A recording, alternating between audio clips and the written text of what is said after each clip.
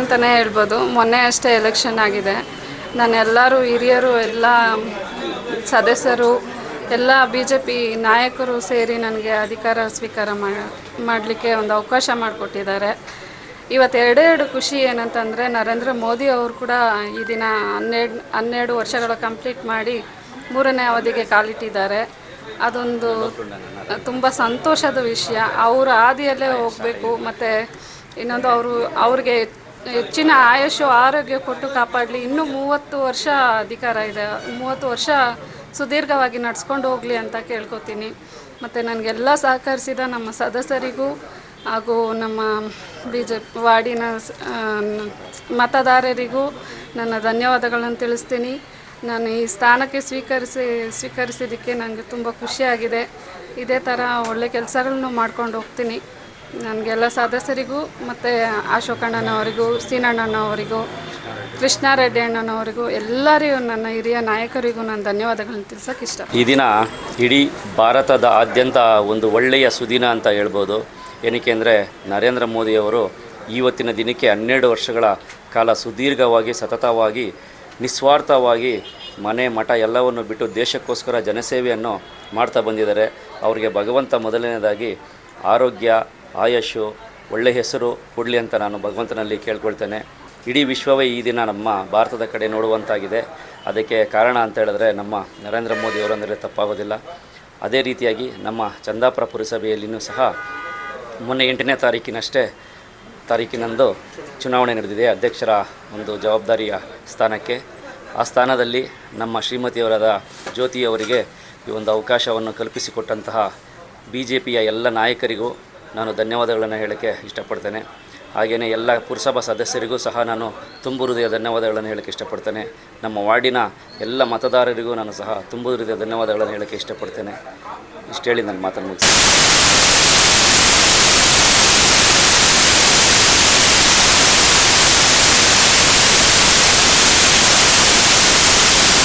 ಅಧ್ಯಕ್ಷರಾಗಿ ಜ್ಯೋತಿ ಜಗದೀಶ್ ಅವರು ಆಯ್ಕೆಯಾಗಿದ್ದಾರೆ. ಇವತ್ತು ಒಂದು ಅಧಿಕಾರ ಹಸ್ತಾಂತರ ಸ್ವೀಕಾರ ಮಾಡಿಕೊಳ್ಳುವಂಥ ಜವಾಬ್ದಾರಿ ಇದಿತ್ತು ಕಾರ್ಯಕ್ರಮ. ಇದಕ್ಕೆಲ್ಲ ಸಹಕರಿಸಿದ ಎಲ್ಲ ನಾಯಕರುಗಳಿಗೂ ಶುಭಾಶಯಗಳನ್ನು. ಜ್ಯೋತಿ ಜಗದೀಶ್ ಆಚಾರ್ಯ ಅವರು ಹೊಸದಾಗಿ ಇವತ್ತು ಪೂಜೆ ಮಾಡಿ ಅವರಿಗೆ ಅಧ್ಯಕ್ಷರಾಗಿ ಆಯ್ಕೆಯಾಗಿದ್ದಾರೆ. ಅವರಿಗೆ ಅಭಿನಂದನೆಗಳನ್ನ ತಿಳಿಸ್ತಾ ಇದ್ದೀವಿ.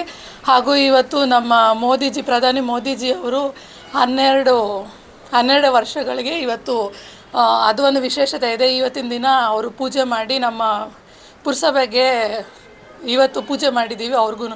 ಸೊ ಹಂಗಾಗಿ ಅವ್ರಿಗೆ ಅಭಿನಂದನೆಗಳನ್ನ ತಿಳಿಸ್ತಾ ಇದ್ದೀವಿ. ಮತ್ತು ಆಲ್ ದಿ ಬೆಸ್ಟ್, ಎಲ್ಲ ಒಳ್ಳೆ ಕೆಲಸಗಳನ್ನ ಮಾಡಿ ಅಂತ ಆಶಿಸ್ತೀವಿ. ಚಂದಾಪುರ ಪುರಸಭೆಗೆ ನೂತನ ಅಧ್ಯಕ್ಷರಾಗಿ 2ನೇ ಅವಧಿಗೆ ಜ್ಯೋತಿ ಜಗದೀಶಾಚಾರ್ಯವರನ್ನು ನಮ್ಮ ಒಟ್ಟಾರೆ ಅಭಿಪ್ರಾಯ ಅಂದರೆ ಇಲ್ಲಿನ ಪುರಸಭೆ ವ್ಯಾಪ್ತಿಯ ಎಲ್ಲ ಪುರಸಭೆ ಸದಸ್ಯರು, ಹಿರಿಯರು, ನಮ್ಮ ನಿಕಟಪೂರ್ವ ಅಭ್ಯರ್ಥಿಯಾದ ಶ್ರೀನಿವಾಸ್ ಅವರು, ನಾರಾಯಣ ಸ್ವಾಮಿಯವರ ಸಮ್ಮುಖದಲ್ಲಿ ಎಲ್ಲ ಕಾರ್ಯಕರ್ತರು ಸೇರಿ ಒಟ್ಟಿಗೆ ಯುನಾನಿಮಸ್ ಆಗಿ ಅವರನ್ನು ಆಯ್ಕೆ ಮಾಡಿದ್ದೀವಿ.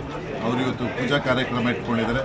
ಚಂದಾಪುರ ಪುರಸಭೆಯ ಅಧ್ಯಕ್ಷರಾಗಿ ಅವರು ಒಳ್ಳೆಯ ಕೆಲಸ ಕಾರ್ಯಗಳನ್ನು ಮಾಡಿ ಇಲ್ಲಿನ ನೀರಿನ ಸಮಸ್ಯೆಗಳು, ಕಸದ ಸಮಸ್ಯೆಗಳು ತುಂಬ ಇದೆ. ಅದಕ್ಕೆ ಎಲ್ಲ ನಮ್ಮ ಪುರಸಭೆ ಸದಸ್ಯರು ಒಟ್ಟಾಗಿ ಅವರ ಜೊತೆ ಸೇರಿ ಇಲ್ಲಿನ ಸಮಸ್ಯೆಗಳನ್ನು ಬಗೆಹರಿಸಬೇಕು ಅಂತ ನಾವು ಹೇಳಿದ್ವಿ. ಅದಕ್ಕೆಲ್ಲ ಅವರೆಲ್ಲ ಒಪ್ಕೊಂಡಿದ್ದಾರೆ. ವಿಧಾನಸಭಾ ಕ್ಷೇತ್ರದ ಏನು ಪುರಸಭೆ ವ್ಯಾಪ್ತಿಯಲ್ಲಿ 8ನೇ ತಾರೀಕು ಅಧ್ಯಕ್ಷರ ಚುನಾವಣೆ ಆಗಿದೆ.